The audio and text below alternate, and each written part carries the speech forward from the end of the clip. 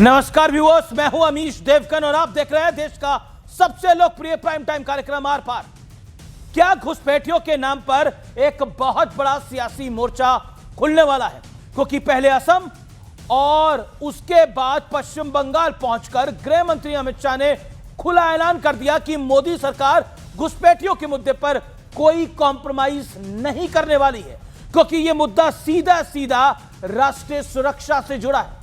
इस ऐलान के बाद ममता बनर्जी आग बबूला हो गई है, लेकिन देश की मौजूदा सियासत में एक बात बहुत दिलचस्प है, क्योंकि अलग अलग मुद्दों पर विपक्ष भले ही बिखरा हुआ दिखे, लेकिन एक मुद्दा ऐसा है जिस पर सबके सुर और ताल एक जैसे हैं। क्या राहुल गांधी, क्या ममता बनर्जी, क्या तेजस्वी यादव और क्या असदुद्दीन ओवैसी, ये सब एसआईआर के खिलाफ मोर्चा खोल कर बैठे हैं। हालांकि बिहार चुनाव में खुद जनता ने इस मुद्दे को पूरी तरह से फ्लॉप कर दिया है, फेल कर दिया है। इसके बाद संसद में भी विपक्ष को मुंह की खानी पड़ी, लेकिन सवाल है कि आखिर बार बार विपक्ष इस मुद्दे पर टकराव के मूड में क्यों आ जाता है। आज मैं इसका संपूर्ण विश्लेषण भी करूंगा, इसकी पूरी इनसाइड स्टोरी भी आपको बताऊंगा और इसी पर होगी देश की सबसे बड़ी पॉलिटिकल बहस। विपक्ष की प्रयोगशाला, क्या देश को बनाना चाहते हैं धर्मशाला? आज का आर पार बहुत बड़ा और इसी पर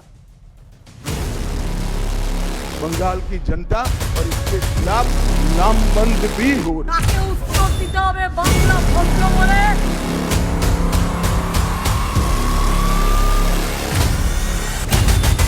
अगला चुनाव घुसपैठियों को निकालने के मुद्दे पर लड़े जाने वाला है। अब ये राष्ट्रीय सुरक्षा का मामला, तो बंगाल की बॉर्डर सील कर दे, ऐसी देशभक्त सरकार यहां लानी पड़ेगी। गृह मंत्री अमित शाह ने असम के बाद बंगाल में जैसे ही घुसपैठियों को देश के बाहर खदेड़ने की हुंकार भरी और ममता बनर्जी गुस्से में आपा खो बैठी। बीजेपी तो कह रही है कि ममता बनर्जी धमकी देने पर उतर आई हैं। पहले सुनिए ममता बनर्जी का ये बयान। তাকে উত্তর দিতে হবে বাংলা ভদ্র বলে। আজকে আপনি তালকুটিরে লুকিয়ে আছেন, মনে রাখবেন আমাদের যদি ইচ্ছে থাকতো, আমরা যদি অসৌজন্যতা করতাম, আপনাকে এক পা বেরোতে দিতাম না। To save India from a big demographic challenge, we want to win Bengal and we will win it. लेकिन ये मुद्दा ऐसा है जिस पर तमाम विपक्षी दलों के सुरताल एक जैसे हैं। क्या कांग्रेस, क्या अखिलेश, क्या तेजस्वी और क्या ओवैसी, हर कोई एसआईआर के खिलाफ ताल ठोक रहा है। हालांकि संसद में जब ये मुद्दा आया तो विपक्ष चारों खाने चित हो गया। कांग्रेस को तो वॉकआउट तक करना पड़ा, लेकिन ममता बनर्जी बंगाल चुनाव के पहले एक और समीकरण साधने में जुटी हैं। वो जल्द ही सिलीगुड़ी में महाकाल मंदिर की नींव रखेंगी। कोलकाता के पास दीघा में जगन्नाथ मंदिर का काम भी चल रहा है। कल ही ममता बनर्जी ने दुर्गा आंगन की भी नींव रखी। तो क्या ममता बनर्जी बीजेपी के हिंदुत्व वाले पिच पर भी खेलने की कोशिश कर रही हैं?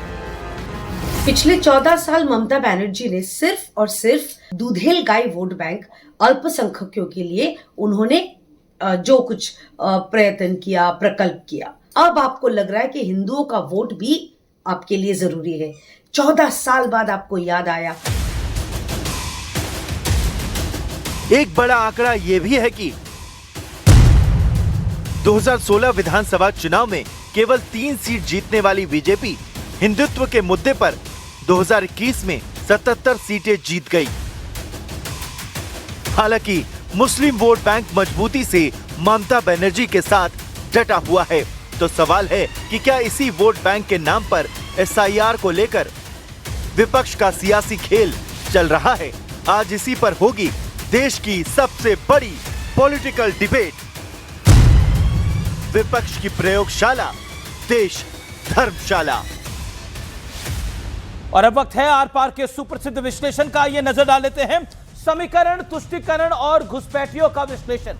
बंगाल में मुस्लिम वोट 27%, टीएमसी को मुस्लिम वोट 2016 में पड़ा 51% और 2021 में जब बीजेपी पूरे दमखम के साथ लड़ी और कांग्रेस बैठ गई बुरी तरह से, लेफ्ट बैठ गया, तो एक मुश्त 75% पड़ा और यह निर्णायक वोट था ममता बनर्जी को चुनाव जितवाने के लिए। बंगाल की करीब 100 सीटों पर मुसलमान वोट निर्णायक है, इसलिए कहा जाता है कि बंगाल की गिनती ममता बनर्जी 90 सीटों के साथ करती है और वही ममता बनर्जी का सबसे बड़ा एज होता है और इसीलिए बीजेपी बंगाल में पीछे रह जाती है। आइए मैं बढ़ता हूं आगे, विपक्ष का गेम प्लान क्या है। बिहार से यूपी और बंगाल तक और असम तक सबने एसआईआर को मुस्लिमों के खिलाफ बताया है। बिहार और यूपी में मुस्लिम प्लस यादव वाला समीकरण जग जाहिर है, बीजेपी ने इसे विपक्ष का मुस्लिम तुष्टीकरण बताती है। आसाम में भी बीजेपी कहती है कांग्रेस यही तुष्टीकरण का खेल खेल रही है। बंगाल में बीजेपी का बढ़ता ग्राफ, 2014 लोकसभा चुनाव 17% वोट और 2 सीट, 2016 विधानसभा चुनाव 10% वोट और 3 सीट, 2019 का लोकसभा चुनाव यह निर्णायक चुनाव था, 41% वोट और 18 सीट, 2021 का विधानसभा चुनाव 38% वोट और 77 सीटें, 77 सीट्स, यानी 2014 टू 2021 बीजेपी के वोट शेयर में कितना इजाफा आ गया ये मुझे बताने की आपको आवश्यकता नहीं है। आइए मैं बढ़ता हूं अब आगे। टीएमसी का खेल क्या है? वोट बैंक को लुभाने के लिए एसआईआर का भारी विरोध। वोट बैंक छिटकता है तो सियासी गणित बिगड़ने का डर है। वोट बैंक के साथ यानी मुस्लिम तुष्टीकरण के साथ साथ ममता ने इस बार सॉफ्ट हिंदुत्व का दांव भी आजमाया है जो कांग्रेस को पसंद नहीं आ रहा है। बड़ा सवाल क्या है? घुसपैठियों को चिन्हित करना राष्ट्र हित में अब जरूरी है और क्या देश के गृह मंत्री ने एक नई लकीर खींचने का प्रयास किया है? मेरे साथ शहजाद पूनावाला है भारतीय जनता पार्टी की ओर से, मेरे साथ सुरेंद्र राजपूत जी हैं कांग्रेस पार्टी के प्रवक्ता नेता, उनका अभिनंदन है। सुनील यादव हैं वरिष्ठ नेता है समाजवादी पार्टी के प्रवक्ता है, उनका अभिनंदन है। मेरे साथ अतिकुर रहमान जुड़ रहे हैं, जाने माने मुस्लिम चिंतक है, उनका अभिनंदन है। फैज खान साहब हैं मुस्लिम राष्ट्रीय मंच के, उनका भी अभिनंदन है। आप तमाम लोगों का स्वागत है। मैं सुरेंद्र राजपूत आज की चर्चा की शुरुआत आपसे करता हूं। सीधे तौर पर गृह मंत्री अमित शाह 2025 के अंत में असम भी गए और बंगाल भी गए और क्लियरली बोला घुसपैठियों को बचाने की विपक्ष की चाल को हम पूरा नहीं होने देंगे और असम में तो बाकायदा उन्होंने बड़ा हार्ड स्टैंड लिया। क्या कहना चाहते हैं? देखिए, घुसपैठिए तो भारतीय जनता पार्टी के रिश्तेदार हैं, दामाद हैं। हम तो बहुत साफ साफ कहते हैं क्योंकि घुसपैठिए ही इनको कहीं ना कहीं वोटों की फसल लहलाने की चीज देते हैं, सांप्रदायिकता का बीज बोने की चीज देते हैं। वरना अगर घुसपैठियों को इनको निकालना होता अमीश भाई, तो 2014 से सर्वशक्तिमान भारतीय जनता पार्टी की सरकार है देश में और सीमाओं पर भारतीय जनता पार्टी का प्रहरा है। और उसके बाद तो सीमाओं पर इन्होंने यह भी कर दिया कि जहां जहां घुसपैठ मतलब जहां जहां अंतरराष्ट्रीय सीमाएं हैं 50 किलोमीटर तक केंद्र का पहरा होगा, यानी बीएसएफ की चलेगी। चाहे पंजाब हो, चाहे बंगाल हो, चाहे असम हो, चाहे कहीं पर भी हो, जो सीमा से 50 किलोमीटर के अंदर तक है वहां केंद्र सरकार का कानून व्यवस्था चलती है। तो पिछले 11 साल से अमित शाह जी हों, नरेंद्र मोदी जी हों या कोई भी भारतीय जनता पार्टी के लोग हों, क्या वहां आलू छील रहे हैं? जो घुसपैठिए लगातार आते जा रहे हैं, चाहे असम में आए, चाहे बंगाल में आए और चाहे जब चुनाव हो रहा होता है तब झारखंड में आ रहे होते हैं और बिहार में आ रहे होते हैं। यूपी में भी घुसपैठियों की बात कर रहे हैं, चुनाव 2027 में है वहां पर। वो तो उत्तर प्रदेश में भी घुसपैठियों की बात करें, वहां पे चुनाव 2027 के अंदर है। लेकिन मेरा छोटा सा सवाल है, उसका प्रश्न का जवाब दीजिएगा। कांग्रेस सालों तक घुसपैठियों को आगे बढ़ाती रही है, अमित शाह ने बोला है 1983 में आप आईएमडीटी एक्ट लेकर आए और घुसपैठियों को बकायदा बसाया, उन्हें पाला पोसा और असम में उन्होंने आपकी सरकारें बनवाई। जवाब इस बात का, घुसपैठिया आपका वोट बैंक है। जी अमित शाह जी क्या सवाल कर रहे हैं और चुनाव के समय क्यों सवाल करते हैं? 11 सालों से क्यों नहीं सवाल करते हैं? अमित शाह जी को शायद आंकड़े व्हाट्सएप यूनिवर्सिटी से मिलते हैं या शहजाद भाई देते होंगे। शहजाद भाई हालांकि पढ़े लिखे इंसान है, संगत का असर हो जाता है। तो हम तो बताते, हमने तो 88,000 से भी ज्यादा घुसपैठियों को बाहर निकाला, लेकिन भारतीय जनता पार्टी की सरकार ने तो 11 साल में कुल जमा पूंजी 5,000 घुसपैठियों को बाहर निकाला। ओके, जवाब आपके सामने की परिस्थितियां हैं। तो आप बताइए। You made your point. Okay घुसपैठिया दामाद हमारे हैं, पर गुलाम मीर वो कह रहे हैं आलू छील रहे हैं आप लोग। घुसपैठिया दामाद हमारे हैं, गुलाम मीर उनको सिलेंडर देने की बात करते हैं। घुसपैठिया दामाद हमारे हैं, सैम पित्रोदा बोलते ओवरसीज कांग्रेस के अध्यक्ष के वो आ गए तो उनको रहने दीजिए, भारतीयों को तकलीफ हुई तो क्या। घुसपैठिया हमारे दामाद है, परंतु जो सबसे करीबी है सोनिया गांधी की सैयदा हमीद, वो बोलती है कि ये दुनिया तो अल्लाह की है, घुसपैठिया आ गए तो उनको रहने देना चाहिए। प्लानिंग कमीशन तो बांग्लादेश का कर रहे थे ये लोग। उसके अलावा मैं तो पूछना चाहता हूं कि ये आंकड़े जो ये दिए हैं 88,000, उस पर भी मैं आऊंगा, पर 1.5 करोड़ घुसपैठिया आए कब? मेरी बात मत मानो, ममता बनर्जी ने 2005 में कागज उछाले थे कि लेफ्ट और कांग्रेस ने उनको बसाया आईएमडीटी एक्ट के माध्यम से। ये हकीकत है या नहीं है? दूसरी बात, 85% से ज्यादा फेंसिंग जो है वो खाली थी। सोमनाथ चैटर्जी, 85% की फेंसिंग नहीं की गई थी, हमने 85% फेंसिंग की और 400 किलोमीटर जो बाकी है वो केवल बंगाल में। हाई कोर्ट ने बोला है बंगाल सरकार को कि आप फेंसिंग करने क्यों नहीं देते। और तीसरी बात मैं पूछना चाहता हूं, आईएमडीटी एक्ट जिससे कि आपने लेजिटिमाइज कर दिया था इन सबको और नागरिक बना दिया था, उसको स्क्रैप करने का काम सर्बानंद सोनोवाल ने किया। और आज जब हम कहते हैं डिलीट, डिटेक्ट और डिपोर्ट कीजिए तो कौन कहता है डिफेंड डिफेंड डिफेंड? ये कांग्रेस पार्टी। 10 सेकंड, 88,000 का जो फिगर है ना बार बार कोट किया जाता है, उन्होंने कहा 88,000 हमने वापस भेजे। इनसे पूछे कहां वापस भेजे, कौन से देश में? ओके सुरेंद्र राजपूत, इसका जवाब किस देश में आपने वापस भेजे? जवाब 10 सेकंड। और रोका किस? 1 सेकंड रुकिए, शहजाद पूनावाला लेटे मास्टर। हाँ, उन्होंने काफी लंबा बोला। मेरी बात बड़ी शॉर्ट है। उन्होंने 4 मिनट बोला। नहीं, आप दोनों कांग्रेस और भाजपा दोनों तराजू लेके बैठते हैं मेरे कार्यक्रम में। उन्होंने ज्यादा बोला, उन्होंने मेरे ऊपर भी बोला, मेरे एजुकेशन पे बोला, सब चीज पे बोला। आपने तो उनको नहीं रोका। पर मैं सुरेंद्र राजपूत को ये सब नहीं बोलना चाहता, कौन किसको, मैं उसमें नहीं जाना चाहता। मैं सिर्फ 10 सेकंड में इतना पूछना चाहता हूं कि 1.5 करोड़ घुसपैठिए आए तब जब आपकी सरकार थी। आज एक घुसपैठिया अंदर नहीं आता, केवल बंगाल के इलाके से। You made your point. Okay Surendra Rajput, 1.5 crore रोका हमने। कहां भेजा, निकाला घुसपैठियों को? तो अरे भाजपा वाले बड़े परेशान रहते हैं। भारतीय जनता पार्टी वालों, 2014 से पहले के जो चीजें हैं उन पर कब तक अपनी राजनीति रोटियां सेकोगे? आप हमको बताओ, 14 के बाद आपने कितने निकाले? भाई हमने मान लिया नहीं निकाले तो आप कम से कम इसीलिए तो आए थे कि हम नहीं निकाल पाए, हम कमजोर थे।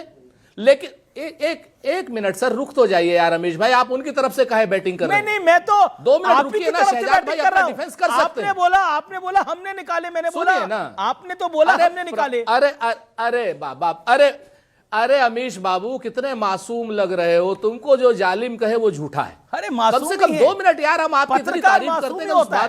हाँ, आपको वो मासूम ही होता है। अब वो मैं कह तो रहा हूं, सुन लीजिए। अब आप, हम तो कह रहे हैं कि हमने तो 88,000 निकाले, ये जाकर के अपने गृह मंत्रालय में पूछे कहां गए थे कहां नहीं गए थे। लेकिन हम तो एक चीज पूछना चाहते हैं ना अमीश भाई, कि 2014 से 2025 तक सर्वशक्तिमान नरेंद्र मोदी जी की इतनी कमजोर और इतनी निकम्मी सरकार है। 11 साल जब चुनाव आते हैं तब तक कमजोर और निकम्मी सरकार एक इंपॉर्टेंट बात, आखिरी दोनों सवालों का बिल्कुल कोई लीवरेज नहीं किसी को दे रहा है। अब अमीश जी मैं आपका जवाब देता हूं। अच्छा ठीक है, बोलिए। अमीश जी, मैं आपको आगे मौका देता हूं सुरेंद्र, आपको आगे मौका दे रहा हूं। ओके, मैं आपको और किसी शो में एंकर को बहकाकर चल सकता है, अमीश देवगन को बहकाया नहीं जा सकता, ये बात मैं मानता हूं। अमीश जी, 1.5 करोड़ लोग अंदर आए यूपीए के जमाने में, उनको नागरिक बनाया गया, आईएमडीटी से लेजिटिमाइज किया गया। और मेरी बात छोड़िए, एक बयान अब सुनाता हूं, कितने वोटर केवल बंगाल में बनाए गए, सुनिए। ऐसा खबर है 35 से 40 लाखों फर्जी वोटर। मजाक है ये। ममता बनर्जी ने स्वयं 45 लाख वोटर बना दिए इन फर्जी जो बांग्लादेशी थे। इनमें से ये अधीर रंजन चौधरी का बयान है। अब मेरा सवाल है सुरेंद्र राजपूत से डायरेक्टली कि ममता बनर्जी ने इनको वोटर बनाया। जब हम एसआईआर एनआरसी की बात करते हैं, विरोध कौन करता है? एसआईआर एनआरसी होगा तभी तो ये बाहर जाएंगे ना। लेकिन आपका बंगाल का यूनिट भी तो कह रहा है कि घुसपैठिए आए हैं। अधीर रंजन बाबू भी तो कह रहे हैं 45 लाख। अधीर रंजन चौधरी साहब भी तो ये बात कह रहे हैं। वो आपके नेता हैं कि नहीं आज की डेट के अंदर?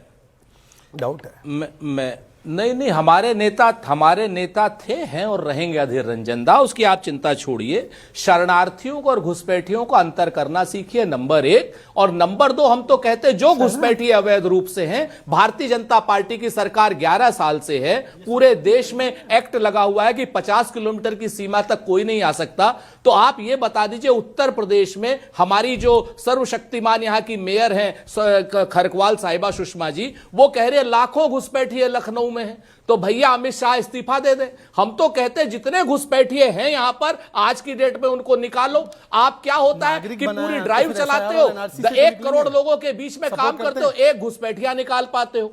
आप बिहार में एक घुसपैठिया नहीं निकाल पाए आप वोटर लिस्ट में, आप झारखंड में कुछ नहीं निकाल पाए। बीजेपी संगठन महासचिव की एक बड़ी स्टेटमेंट है, बीजेपी के नेता हैं बीएल संतोष, उनका बड़ा बयान है, भारत को बड़े डेमोग्राफी बदलाव से बचाना है, इसी के लिए बंगाल में बीजेपी का जीतना जरूरी है और इस बार बंगाल हम जीत कर रहेंगे। ये बीजेपी के संगठन महासचिव हैं बीएल संतोष, जो कि टॉप महासचिवों में से एक होते हैं। बीएल संतोष का यह बड़ा स्टेटमेंट है, ये कुछ दिन पहले उन्होंने ये बात बोली थी, लेकिन ये अपने आप में बड़ी बात है। मैं सीधा रुख करता हूं, क्या आपको लगता है कि एक डेमोग्राफिक बदलाव है शहजाद पूनावाला आसाम से लेकर और बंगाल तक, क्योंकि चिकन नेक की भी बात होती है वहां पर। और आज गृह मंत्री अमित शाह ने बोला कि अगला चुनाव घुसपैठियों के निकालने के मुद्दे पर लड़ा जाएगा और यह राष्ट्रीय सुरक्षा का मुद्दा है। It is a concern for the national security. Amish ji, हमारी लड़ाई बंगाल में चुनावी नहीं सिविलाइजेशनल है। मैं आपको केवल 3 उदाहरण देता हूं जी। बंगाल में आपने दीपू दास की हत्या देखी, हरगोविंद दास और चंदन दास की हत्या मुर्शिदाबाद में हुई। बंगाल में आप देख रहे हैं कि इस्कॉन को प्रतिबंध लगाया, भारतीय सेवाश्रम को किसने गालियां दी, यहां पर आप देख सकते हैं। बंगाल में जिस प्रकार से वहां पे हमारे हिंदू फेस्टिवल को बैन किया जाता है दुर्गा पूजा में, यहां पे जागो मां बोलो तो वहां पे प्रतिबंध होता है और बाबरी जिंदाबाद बोलने वाला खुला घूम रहा है। इसीलिए मैं कह रहा हूं यह भारतीय सभ्यता, यह बंगाल वही है जहां पर भारत माता की जय जय जनगण मन और वंदे मातरम यहीं से निकला। पर आज वहां की मुख्यमंत्री ने पता है क्या बोला? पहलगाम भारतीयों ने कराया। उनकी मुख्यमंत्री ने कहा पुलवामा भारतीयों ने कराया। यह बंगाल की लड़ाई भारत की लड़ाई है। Sofia Khan from TMC joins me right now. Sofia Khan, क्या पुलवामा, क्या पहलगाम, माफ करिए पहलगाम, क्या भारत की सरकार ने कराया? ऐसा आपको लगता है? धर्म देख के गोली मारी गई थी, धर्म देखकर पेंटे खोल के गोली मारी गई थी। नमस्कार, आदाब आप सभी को। सबसे पहले मैं पूनावाले जी को जवाब देना चाहूंगी। उन्होंने कहा कि बंगाल में पूजा नहीं होता है। सबसे पहले मैं बता दूं, यूनेस्को से स्वीकृति आई है। सबसे बड़ा पूजा अगर इस देश में होता है तो वो पश्चिम बंगाल में ही होता है। ये मैं नहीं कह रही हूं, बल्कि यूनेस्को से स्वीकृति है। और जितने भी अगले 3 साल में सबसे ज्यादा टूरिज्म जो है बंगाल में ही हुआ है, ये आंकड़े कह रहे हैं। दूसरी बात का मैं आपको जवाब देना चाहूंगी। देखिए, बीजेपी कह रही है ये सिविलाइजेशन लड़ाई है, डेमोग्राफी में बदलाव करवाया है आप लोगों ने, मुस्लिम पॉकेट्स को बढ़ा दिया है, जिसकी वजह से आप बार बार जीत जाते हैं। अमीश जी, आप तो मुझे बोलने नहीं दे रहे। मैं बोलने दे रहा हूं मैडम आपको।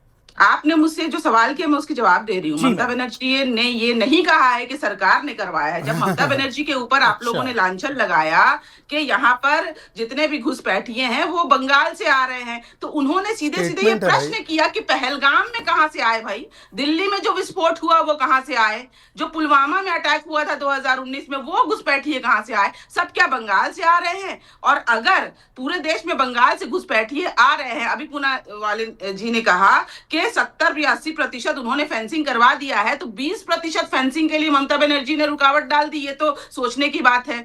आंदल में, पेट्रापोल में, ये सब जगह में फेंसिंग करने के लिए जमीनें दे दी ममता बनर्जी ने, और बाकी चीजों लेकिन कांग्रेस भी तो सवाल खड़ा कर रही है कि घुसपैठिए आप लेकर। कांग्रेस के अधीर रंजन चौधरी ने भी तो सवाल खड़े करे हैं मैडम कांग्रेस के अधीर रंजन चौधरी ने भी तो सवाल खड़े करे हैं सोफिया खान जी, किया जा सके ताकि ये अपने स्वार्थ के हिसाब से बांग्लादेश नहीं कांग्रेस नहीं। Sofia Khan answer this, Sofia Khan ji answer this, क्या कांग्रेस भी अपने स्वार्थ के लिए कर रही है सब कुछ? फिर से बोलिए।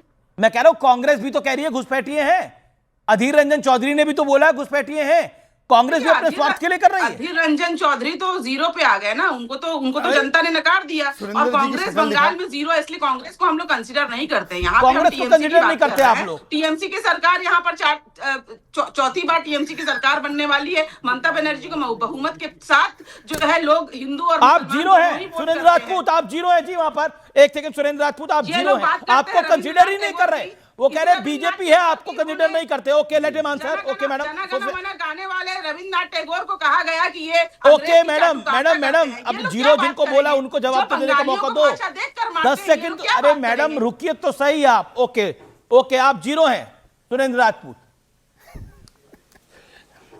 अरे अमीश भाई, आप बहुत बढ़िया आदमी, मुर्गा बहुत अच्छा लड़ाते हो आप। बुलबुल भी लड़ाते अच्छी हो, मुर्गा भी लड़ाते रहो। देखिए, मैं आज की तो डेट में सोफिया विधानसभा में तो हम जीरो बोल रहा हूँ, लेकिन सुनिए, अरे सुनिए ना बिल्कुल उनको नहीं मुर्गा बोला ना। किसको बोला? नहीं अरे देखिए एक सुन अरे लेकिन उन्होंने बोला कि कांग्रेस को कंसीडर नहीं करते। दो चीजें बड़ी साफ जीरो है। है, जीरो।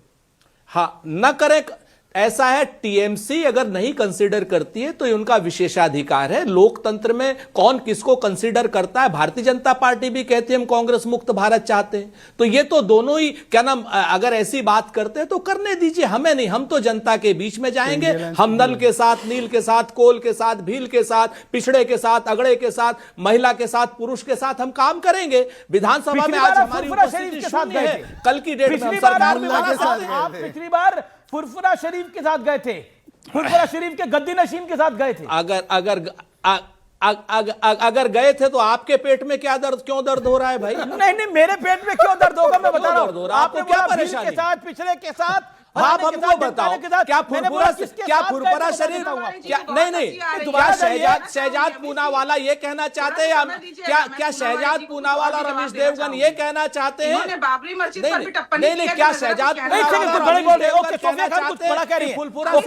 कुछ कह रही हैं आप? एक ऑडियो डाउन क्या बोलिए सोफिया खान जी, बोलिए सोफिया खान जी, मैडम बोलिए। व्यंग के साथ हंस रहे हैं पूनावाले जी, मैं उनको जवाब देना चाहूंगी। बाबरी मस्जिद को लेके ये जो विवाद कह रहे हैं ना, मस्जिद तो नहीं, बाबरी ढांचा है, मस्जिद हुमायूं कबीर बना रहे हैं। मस्जिद नहीं जो है, वो विधायक, ढांचा है। जो टीएमसी के ढांचा नेता बोलो, थे, ढांचा। जो टीएमसी के नेता थे, ममता मस्जिद बनर्जी बोल को रही यहाँ पर हिंदू मुसलमान मस्जिद मंदिर की राजनीति जवाब नहीं देना चाहिए। चाहता हूं। मैं बहुत आहत हूँ, एक सेकंड, मैं आहत हूँ एक चीज पे, एक चीज पे अमीश जी, मेरी व्यक्तिगत आहत आपने है। अपनी बात को रखा, आपने अपनी बात को रखा। Amish ji, you have seen the world, आपने पूरी दुनिया देखी है। हिटलर के नाम पर चर्च बन सकती है? हिटलर के नाम पर जर्मनी में चर्च नहीं बन सकती। डायर के नाम पर चर्च बन सकती है? नहीं बन सकती। तो मस्जिद कैसे बाबर के नाम पे बनेगी? वो बाबर जो हिंदुओं को मारता है उसके नाम पर मस्जिद बनेगी, मस्जिद बोलते हैं उसको। कबीर से पूछिए, ये इनकी मानसिकता है। बाबरी ढांचा था और वो ढांचे का वही हाल हुआ जो और ढांचे का होगा अगर बंगाल में बनेंगे तो। उस हुमायूं कबीर से पूछो, हुमायूं कबीर को गिरफ्तार करो, हुमायूं कराओ कबीर को गिरफ्तार, रुपया दिए, चैलेंज है, चैलेंज है, गिरफ्तार करो। हुमायूं कबीर को रुपया कौन दे रहा है? नहीं एक सेकंड, नहीं दिस ये जरा कि ये एक सेकंड, आपको ये आप कह रहे हैं हुमायूं कबीर को रुपया कौन दे रहा है? सुरेंद्र राजपूत, हुमायूं कबीर को कलकत्ता का बच्चा जानता है। हुमायूं कबीर को जो रुपया है भारतीय जनता पार्टी वाले दे रहे हैं, ऐसा आरोप लगता है, और शुभेंदु अधिकारी के संपर्क में है हुमायूं कबीर।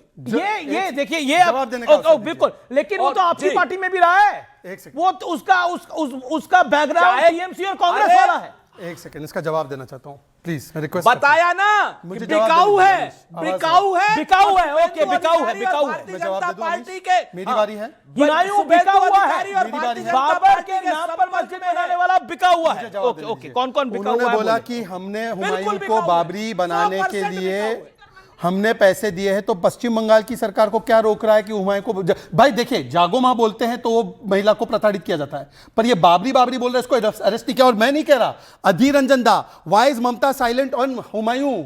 और दूसरी बात मैं आपको बता दूं, हुमायूं का जन्म कहां हुआ? 2011 में पहला टिकट कांग्रेस ने दिया, जीता, और 2 बार मंत्री किसने बनाए? टीएमसी ने। 2021 तक मंत्री था। बताइए, कांग्रेस से तो कई नेता निकल के भारतीय जनता पार्टी में भी आ गए। मैं कांग्रेस की बात यहां पर नहीं है, बात है मुद्दे की। मैं फिर मुद्दे के ऊपर आता हूं। ओके, तो शहजाद पूनावाला भी निकला है, ठीक है।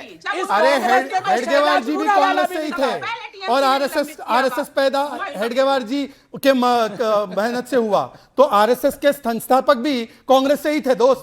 प्रसाद मुखर्जी भी कांग्रेस से थे, जैसे हुमायूं कबीर, पंडित दीनदयाल उपाध्याय भी कांग्रेस से थे, लेकिन कांग्रेस में थे सब लोग, इसमें कोई डाउट नहीं है। जिसमें पार्टी एक होती थी Congress. Okay okay okay okay. देखिए, बात यह है कि 28 दिसंबर 1885 को मुंबई के गोकुलदास तेजपाल संस्कृत महाविद्यालय में 72 सदस्यों की उपस्थिति में डब्ल्यू.सी. बनर्जी की अध्यक्षता में और एलन ऑक्टेवियम ह्यूम के मार्गदर्शन में कांग्रेस की स्थापना हुई थी। और उस समय काफी सारे लोग ये सोचते थे कि ये देश हित में है। बाद में पता चला कि एक सेफ्टी वॉल वाली कांग्रेस है, अंग्रेजी शासन को बनाए रखने के लिए। तब से लेकर आज तक विदेशियों के प्रभाव में कांग्रेस है, और जो समझदार लोग हैं वो लगातार कांग्रेस छोड़ते आ रहे हैं। लेकिन इसी कांग्रेस छोड़ने वालों में से कुछ गड़बड़ लोग भी हैं, जैसे टीएमसी, वो भी निकली कांग्रेस से है, सत्ता के लिए अलग हुई लेकिन कांग्रेस की परिपाटी को नहीं छोड़ी, यानी डेमोग्राफी चेंज करते जाना और इस देश को काटते जाना। देश के एक बड़े क्या आपको लगता है फैज खान डेमोग्राफी चेंज खतरा है भारत के लिए? मैं बहुत उसी बड़ा? में आ रहा हूं। असम और बंगाल में बहुत बड़ा खतरा है। पाकिस्तान क्यों बना? डेमोग्राफी चेंज हुई इसलिए बना। बांग्लादेश क्यों बना? डेमोग्राफी चेंज हुई इसलिए बना। कश्मीर में आतंकवाद क्यों फैल रहा है? डेमोग्राफी चेंज हुई इसलिए बना। हिंदू वहां से खत्म हो गए। मुर्शिदाबाद से ये आतंकवाद क्यों फैल रहा है? 500 हिंदू परिवार पलायन के क्यों? डेमोग्राफी चेंज हुई। बीएल संतोष जी के बयान का समर्थन है। पश्चिम बंगाल में भयानक तरीके से डेमोग्राफी चेंज हो रही है। राष्ट्रवादी भारतीय जनता पार्टी की सरकार का वहां पर आना बहुत जरूरी है। ममता बनर्जी, कांग्रेस, कम्युनिस्ट बंगाल को बर्बाद कर चुके हैं। वहां से भारतीय संस्कृति का, रोजगार का, भारतीयों का सफाया कर चुके हैं। शहजाद भाई बहुत अच्छे से बता चुके हैं कि किस तरीके से। एक शब्द और जोड़ना चाहूंगा, जय श्री राम किसी ने कह दिया, ममता बनर्जी कार से उतरी, तेरी चमड़ी खींच लूंगी ये कहीं। ओके ओके, सुरेंद्र राजपूत मुस्कुरा रहे हैं, कुछ कहना चाह रहे हैं। ओके ओके, सुरेंद्र राजपूत कुछ कहना चाह रहे हैं। सुरेंद्र राजपूत जी, मैं आपको मौका दे रहा हूं, देन सुनील यादव एंड अतिकुर रहमान साहब।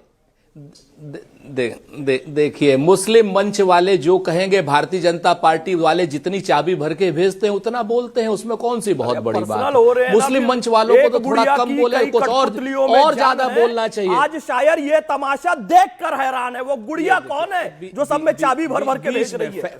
फैज साहब थोड़ा सा अपने बारे में बोलिए। मैं आपके बीच में नहीं बोला ना, आप जिम्मेवार आदमी हैं। अरे साहब, जिम्मेदार बोल बोल के पर्सनल मारे जा रहे हो, पत्रकार को भी दिए जा रहे हो, शहजाद भाई को भी, हमको भी, हम चुप रहे। नहीं, ऐसा थोड़ी चलेगा। पर्सनल लोग पर्सनल, आप चुप मत रहिए। आइंदा अगर तबर्रुक की बात करनी है तो अब अगली बार बोल लीजिएगा आप बीच। फिर आप क्या इसको अमीश अगर फीडर डाउन नहीं करेगा तो बोल नहीं पाओगे फैज खान, और यहां क्या किसी चैनल पर नहीं बोल पाओगे अगर बदतमीजी करोगे तो। एक चीज बहुत स्पष्ट समझ लो भैया, तुम्हारी चाबी तुम्हें भरी है संघ ने, और जितनी चाबी भाजपा ने भरी है और जितनी चाबी भरी है अमीश भाई बात है ना। अरे अंडा डंडा, ये मानसिक रूप से संतुलन जो खो जाते हैं, इनका इलाज आगरा में बहुत अच्छा होता है। योगी आदित्यनाथ जी की सरकार है, आगरा के पागल खाने में इलाज बहुत अच्छा होगा। जो बीच में अंडा डंडा पंडा लड्डा ये सब लोग करते रहते हैं, इनका इलाज बहुत बढ़िया होगा योगी जी की सरकार में। मेरा निवेदन है, पर्सनल रिमार्क्स नहीं बोलिए आप, अपनी बात को कंप्लीट करिए, एकदम शांत रहिए। और जो मुस्लिम मंच वाले हैं, जितनी चाबी भाजपा भरती है उतना ही बोलते हैं। हुमायूं कबीर पे इनकी हैसियत नहीं है बोलने की कि हमने कहा कि सीधे सीधे से भाजपा से पैसा लिया, ऐसा कलकत्ता का बच्चा आरोप लगा रहा है। हुमायूं कबीर को इन्होंने खड़ा किया, इसी तरीके से फैज खान को खड़ा किया। कल की डेट में ये सब लोग जितने लोग हैं, ये सारे के सारे भारतीय जनता पार्टी की बी टीम के रूप में काम करते हैं। बंगाल की जनता बहुत अच्छे से जानती है। और ये जो शहजाद का और फैज खान की आंखों में इशारा हो रहा है ना, ये सारा आंखों में आंखों का इशारा जनता देख रही है। आप अपना ही नियम तोड़ रहे हो। सुन लीजिए, अधीर रंजन चौधरी तो बीजेपी के एजेंट नहीं है ना। उन्होंने बोला कि मोदी जी से मिले आज। वो तो ठीक है, प्रदेश के प्रधानमंत्री से नहीं मिले तो इटली के प्रधानमंत्री से मिले या पाकिस्तान के? सुनिए ना, मैं ये कह रहा हूं कि क्यों बोला गया उनके द्वारा। मैंने बताया नाराज क्यों है? मुझे कहां नाराजगी है? नाराजगी तो वहां होगी। अधीर रंजन जी ने बोला कि हुमायूं को खुला छोड़ा हुआ है ममता जी ने, तो सुरेंद्र जी बता दीजिए कि अधीर रंजन जी किसके लिए काम कर रहे हैं। और 10 सेकंड देखिए, आपको चाबी भरे कोई भी, इनके यहाँ तो रिमोट कंट्रोल का कल्चर है। और लास्ट देखो, अमीश का मैं शो ना देखता भी हूं, उससे आता नहीं हूं 7 बजे। इनके यहाँ पे टीवी राजेश्वर रिपोर्ट 1000 बार कोट इन्होंने की है, और फिर सुधांशु जी ने। ये टीवी राजेश्वर कौन थे? हमने गवर्नर बनाया था क्या? हमारे टाइम के आईबी ऑफिसर थे क्या? रॉ ऑफिसर थे क्या? उनकी रिपोर्ट है डेमोग्राफी के बारे में, पर सुरेंद्र राजपूत जो है वो देखना नहीं चाहते। देखिए, एक सुनील यादव, मैं आपका रुख करता हूं, अतिकुर रहमान आपका रुख करता हूं, और आप लोगों से एक पॉइंट पूछता हूं। अतिकुर रहमान, पहले आपसे। अतिकुर रहमान, क्या आपको लगता है डेमोग्राफिक चेंज एक रियलिटी है, हार्श रियलिटी है, आप माने ना माने? अमीश जी, अगर डेमोग्राफी का चेंज होना सीरियस सब्जेक्ट माना जा रहा है तो आसाम के अंदर एनआरसी किस मद्देनजर हुआ? इसी मद्देनजर हुआ कि जो भी डेमोग्राफिक चेंज है वो सामने आ जाएगा और घुसपैठिया निकल कर आएंगे, उनको वापस भेजा जाएगा। कितने एनआरसी के अंदर नाम आए, कितने लोगों को अभी तक के डिटेंशन सेंटर में रखा गया है, और कितने लोगों को एनआरसी में नाम आने के बावजूद अब तक के सिटीजनशिप कार्ड नहीं मिला है। सुप्रीम कोर्ट उनको जाना पड़ा, फिर भी सरकार ने अब तक के उनको सिटीजनशिप कार्ड नहीं रहा है। दूसरा इंपॉर्टेंट पॉइंट डेमोग्राफी चेंज से ही रिलेटेड है अभी बंगाल में इलेक्शन होने जा रहे हैं अमित जी, आप देख लीजिए कांग्रेस के, आप देख लीजिए टीएमसी के, आप देख लीजिए बीजेपी के, कितने विधायक हैं जो 2, 3 और 4 टर्म से लगातार जीतते चले आ रहे हैं। ये आंकड़ा आपके पास कांग्रेस का एक भी विधायक नहीं है वहां पर, बीजेपी के 77 है और टीएमसी के सबसे ज्यादा है। कांग्रेस का एक भी विधायक नहीं, आपकी जानकारी के लिए बंगाल में कांग्रेस के पास कोई विधायक नहीं है। More than 2 times, more than 2 times, 2 बार से ज्यादा जीते हुए विधायक, और पार्टी बदलते भी हैं। ये वोट बैंक इन्होंने जो अपने 40-40 साल 30-30 साल से बनाए रखे हैं, ये वोट बैंक किसके हैं? किसने पाला पोसा और इनको बड़ा किया अपना वोट बैंक बनाने के लिए, इलेक्शन जीतने के लिए? बीजेपी तो 2019 से वहां पर थोड़ा जीतना शुरू हुई है। बीजेपी पहले लोकसभा चुनाव में जीती, उसके बाद विधानसभा में उसने प्रदर्शन अच्छा किया। मेरा जो स्पेसिफिक पॉइंट है आप उससे डेविएट कर रहे हैं। मेरा पॉइंट है डेमोग्राफिक चेंज एक हार्श रियलिटी है। ये सब लोग बीजेपी में आए, कांग्रेस से कितने, यस, अरे लेकिन किसने बनाया, पाला पोसा बड़ा किसने किया? कांग्रेस से कितने लोग बीजेपी में आए? खुद चीफ मिनिस्टर आसाम के कांग्रेस से आए। उन्होंने वोट बैंक किसका बनाया? यही बांग्लादेशियों का बनाया भाई, यही म्यांमार के रोहिंग्या का बनाया, इन्हीं की झोपड़पट्टी बनाई। Okay, let Shahzad reply to this, Sunil Yadav. ऐसा है कि चलिए, ये आप कह रहे हैं कि उन लोगों ने बनाया, तो उसका एक ही तरीका है इन लोगों को निकालने का, एसआईआर और एनआरसी। बोलो, स्वागत करते हैं आप। असम के एनआरसी को सुप्रीम कोर्ट ने करवाया, सुप्रीम कोर्ट ने स्टे लगाया। चलिए आप बोले कि पूरे देश में एनआरसी हो जाए, अतीकुर रहमान। दूसरी बात मैं पूरा करना चाहता हूँ, ये बहुत गंभीर है, ये भी आप ही शो पे सुनाऊं। मल्लापुरम डिस्ट्रिक्ट और तमिलनाडु का एक डिस्ट्रिक्ट, जैसे ही डेमोग्राफी चेंज हुआ, मल्लापुरम में 18 साल की बच्चियों की शादी, उससे नीचे की शादी को ओके कर दिया, हाई कोर्ट को स्टे लगाना पड़ा। और तमिलनाडु के डिस्ट्रिक्ट में हिंदुओं के त्योहारों के ऊपर प्रतिबंध लग गया क्योंकि डेमोग्राफी चेंज हुई। हाई कोर्ट और सुप्रीम कोर्ट ने बोला कि भाई ये नहीं किया जा सकता, एक भी यहां पे सेकुलरिज्म का सुरमा नहीं बोला। Okay, Sunil Yadav, demographic change एक रियलिटी है। और मेरा छोटा जवाब है अमित जी, बिल्कुल सुनील यादव बोलिए, अतीकुर रहमान बोलिए, आप बोल लीजिए, बोलिए अतीकुर रहमान। धन्यवाद। बीजेपी के स्पोक्स पर्सन देश को यह बताएं कि आसाम का एनआरसी सक्सेसफुल हुआ या फेल हुआ। अरे स्टे सुप्रीम कोर्ट ने लगाया चाचा, एनआरसी में जिन लोगों के नाम आए, ओ चाचा सुप्रीम कोर्ट ने स्टे लगाया, तो इसी से जान लो आप। नहीं दी गई है चाचा, सुप्रीम कोर्ट सुप्रीम कोर्ट में उन्होंने गुहार लगाई है। चाचा भतीजा अतीकुर रहमान, चाचा में क्या गलत है? गुहार लगाई है। चाचा बोलने नाम आने के बावजूद उनको सिटीजनशिप न कार्ड नहीं मिला है। अच्छा, ऐसा है। लेकिन मैं सुनील यादव, एनआरसी के पक्ष में है ना? एनआरसी के पक्ष में आप अतीकुर रहमान, एनआरसी के पक्ष में आप, यस और नो? तुरंत तमाम हिंदू भाइयों को बांग्लादेश से सरकार लेके आए। अरे वो सीए है, वापस लेकर आए। वो सीए है, लागू करो भाई, थोड़ा कंफ्यूजन हो रहा है, पहले सीए तो थोड़ा लागू कंफ्यूजन हो रहा है। Okay, Sunil Yadav on screen, no one else. Okay, Atiqur Rahman, I will come back to you. Sunil Yadav, एक पॉइंटेड सवाल है और बड़ा डायरेक्ट सवाल है। डेमोग्राफिक चेंज एक हार्श रियलिटी है। हमने जहां जहां डेमोग्राफी में बदलाव देखा, वहां हमने हिंदुओं का पलायन होते हुए देखा। ऐसे मैं आपको कई डिस्ट्रिक्ट बता सकता हूं, कई राज्य बता सकता हूं। कश्मीर एक बड़ा राज्य है जहां पर हिंदुओं का पलायन हुआ, कश्मीरी हिंदुओं का नरसंहार हुआ, उनको वहां से भागना पड़ा, वहां से छोड़ के जाना पड़ा। क्या आपको लगता है यह हार्श रियलिटी है? और आज देश के गृह मंत्री ने राष्ट्रीय सुरक्षा का भी इसमें बात कही है कि कहीं ना कहीं यह डेमोग्राफिक चेंज राष्ट्रीय सुरक्षा के लिए खतरा है। जिस चिकन नेक की हम बात करते थे, वो समस्या हमारे सामने खड़ी है। देखिए अमीश भाई, इस देश में किसी से आप पूछ लीजिए कि क्या आतंकवाद के पक्ष में है, कोई नहीं मिलेगा। क्या घुसपैठियों के पक्ष में है, कोई नहीं मिलेगा। किसी से पूछ लीजिए क्या जो देश हमारी देश की सीमाओं पे कब्जा कर रहे हैं उनको कब्जा करना चाहिए, तो कोई नहीं इसके समर्थन में है। जहां तक बात माननीय गृहमंत्री जी की, तो आज हम लोगों ने माननीय गृहमंत्री जी को सुना भी है और यह इत्तेफाक है, सौभाग्य है, दुर्भाग्य है या देश की मीडिया की प्लानिंग है कि हमारे देश के गृह मंत्री जी की तुलना सरदार वल्लभ भाई पटेल से मीडिया करता है। और अंतर कितना है? जमीन आसमान का। खुद गृह मंत्री जी अगर 11 साल की आपकी सरकार है दिल्ली में, नरेंद्र मोदी जी प्रधानमंत्री हैं, आप गृह मंत्री हैं, और उसके बावजूद भी अगर घुसपैठियों का मामला केवल चुनाव में आपको याद आता है, बाकी याद नहीं आता है, तो क्या देश के लोग नहीं समझ रहे हैं कि गृह मंत्री जी क्या कह रहे हैं?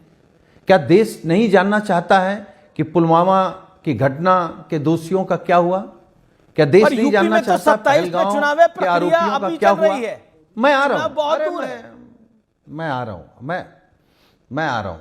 देखिए, जहां तक अगर आप SIR की बात करेंगे, समाजवादी पार्टी तो कब से कह रही है कि आप पूरे देश में जाति जनगणना करा लीजिए, आप जाति जनगणना कराइए, SIR कराइए पूरे देश में एक साथ, और ये तय करिए कि उसी एक वोटर लिस्ट से लोकसभा का चुनाव होगा, विधानसभा का चुनाव होगा, जिला पंचायत का चुनाव होगा, ग्राम प्रधान का चुनाव होगा, नगर पालिका का चुनाव होगा, सभासद का चुनाव होगा। क्यों बदलाव? क्यों ग्राम पंचायत का अलग, क्यों लोकसभा का अलग, क्यों विधानसभा का अलग? क्या वोटर बदल जाते हैं क्या? क्या और कोई वोट देने आता है क्या? यह बीजेपी नहीं कराएगी, क्योंकि बीजेपी को अपनी नाकामी छिपाने के लिए कोई न कोई बयान देना है, वो बयान मीडिया में चलाना है, उस पर बहस करनी है। क्या गृह मंत्री जी देश की सीमाओं पे बहस कर सकते हैं या करना चाहते हैं? ओके, लेट फैसकान रिप्लाई। मैं आगे तो अपनी बात रख लूं। अब आपने 2.5-3 मिनट तो रखी, 3 मिनट हो गए आपको बोलते बोलते। एक सेकंड, 1 मिनट 40 सेकंड फैसकान बोलने, फिर आप बोलिए। एक तो इनका स्टेटमेंट नोट करके रख लीजिए कि यदि एक हरा चुनाव करवाना चाहते हैं कि पंचायत से लेकर आम चुनाव, लोकसभा चुनाव तक एक साथ एक दिन, तो इनका स्टेटमेंट नोट कर रख लीजिए। यदि ये हुआ तो फिर रोना नहीं रोना कि एक साथ पूरी ईवीएम हैक कर ली।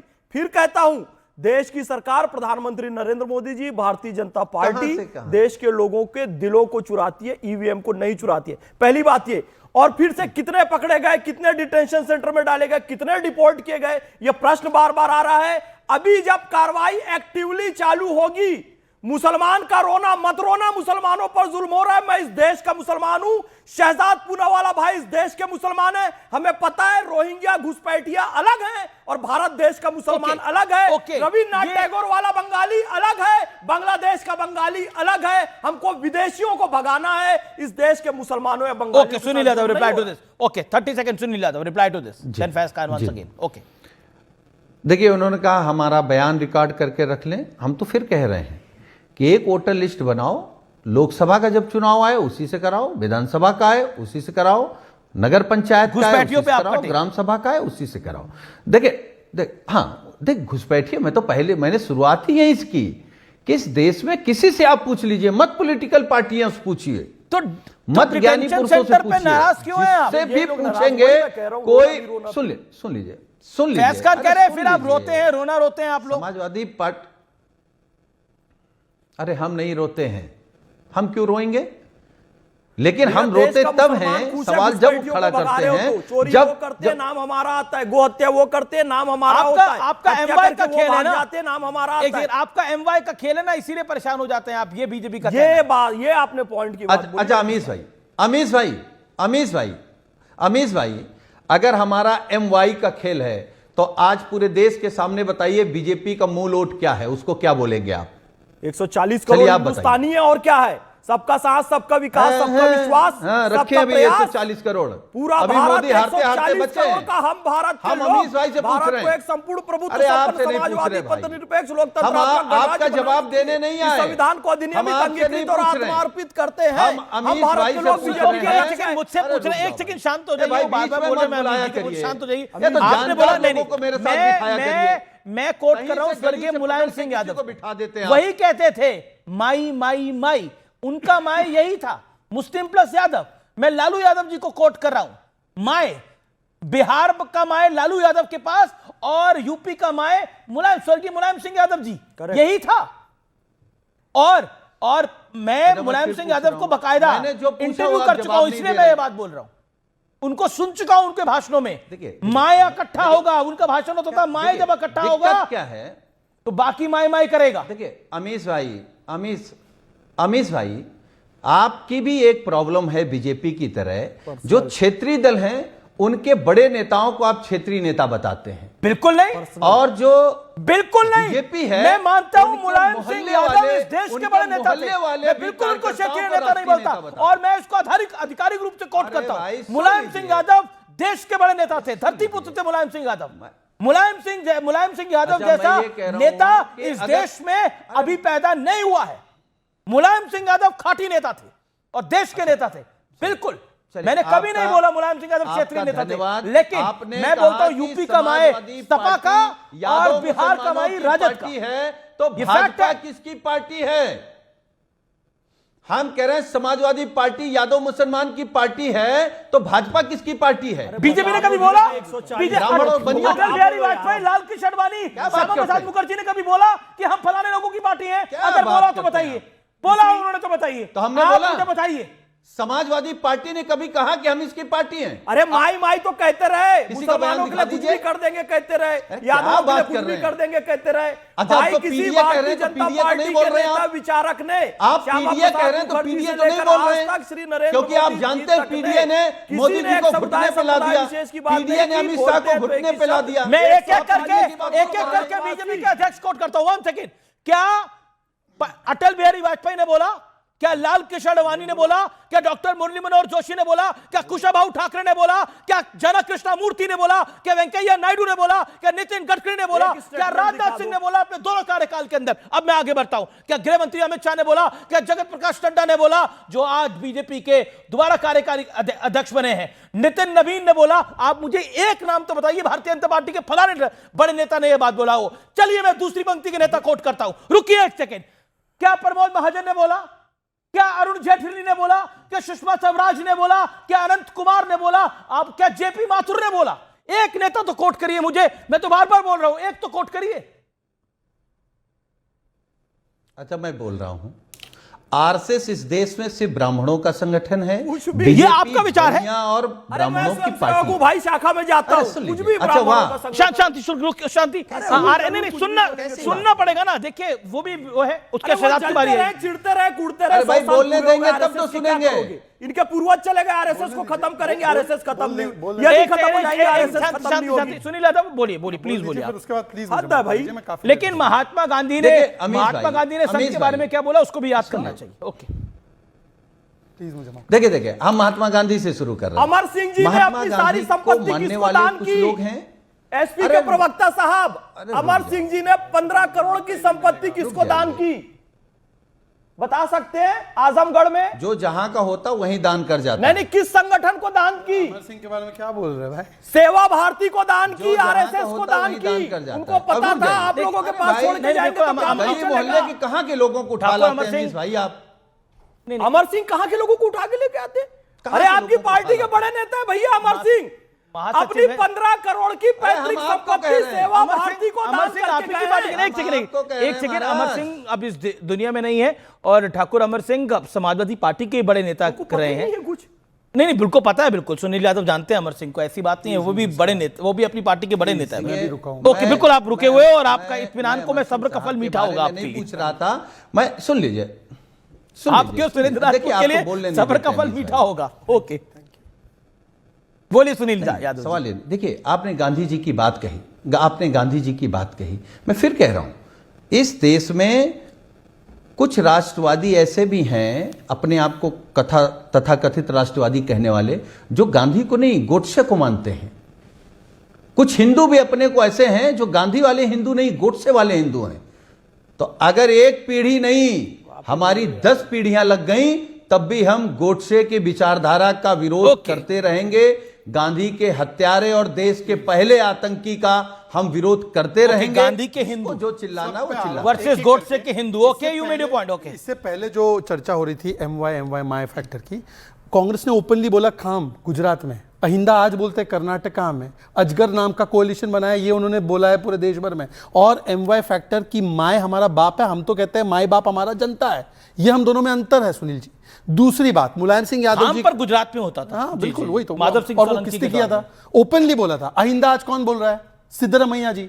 तो ये देश को, हिंदुओं को बांटना और वोट बैंक को एक कर देना, ये पुरानी स्ट्रैटेजी रही है। एक तोड़ो जाति हिंदू की, अपने साथ रखो प्रमुख जाति को, और मुस्लिम को पूरा अपनी तरफ कर लो। ये तो कॉम्बिनेशन बनाने का काम गुजरात से लेकर कर्नाटक तक कांग्रेस ने किया। दूसरी बात मैं आना चाहता हूं, देखिए अभी उन्होंने कहा कि हमने आतंकवाद का कभी सपोर्ट नहीं किया। देखो सुनील जी एक भले इंसान है।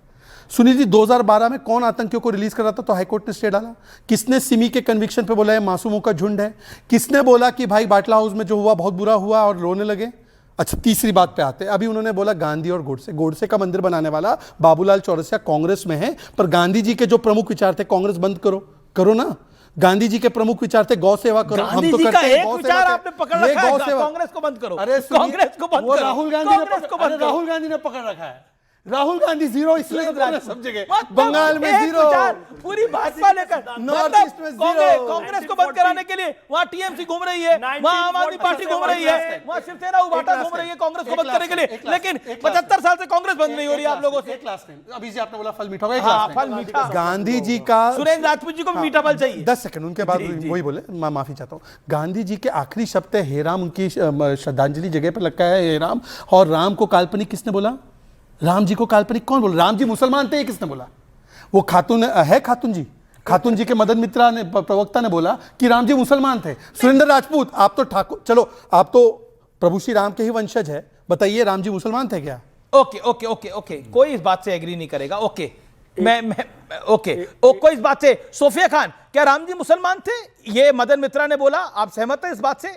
20 सेकंड में मैडम।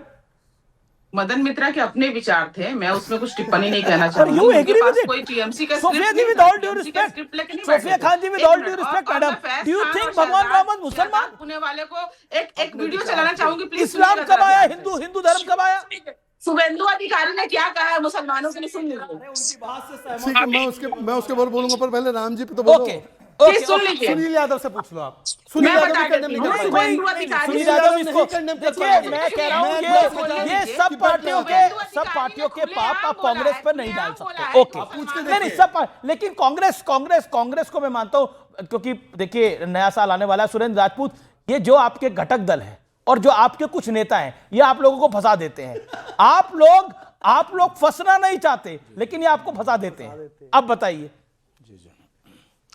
तो मैं, एक बड़ा पुराना शेर था इकबाल का, कहते ना इकबाल बड़ा मनमोहक है, मन बातों से मोह लेता है, गुफ्तार का गाजी बन तो गया, किरदार का गाजी बन न सका। ये सब लोग गुफ्तार के गाजी हैं हमीश भाई। हिंदू मुसलमान की कह रहे सबकी 140 करोड़ की पार्टी है। उत्तर प्रदेश में, मध्य प्रदेश में कितने मुसलमानों को इन्होंने लोकसभा का टिकट दिया, कितने मुसलमानों को इन्होंने विधानसभा का टिकट दिया, देख लीजिए, आपको पता चल जाए किसकी पार्टी है। दूसरी बात मैं आपको हमीश भाई बताऊं, ठाकुर विधायकों की क्या नाम उत्तर प्रदेश में मीटिंग होती है कुटुंब के नाम से, ब्राह्मण विधायकों की मीटिंग होती है वहां पर, यहां पर किसी और सहभोज के नाम से, सारी की सारी। सुनिए सर, अब ये अगर ये जातियों में समाज को नहीं बांट रहे हैं तो कौन बांट रहा है? इनके तो विधायक तक जातियों में समाज को बांट रहे हैं। ठाकुर विधायक अपनी अलग मीटिंग कर रहे हैं, ब्राह्मण अलग कर रहे हैं। पार्टी को डांटना पड़ा, सही कह रहे हैं, पार्टी को डांटना पड़ा भाई इनको। नहीं, कभी को कंफ्यूज ना होइए, कंफ्यूजन 26 में दूर करेंगे। 2026 में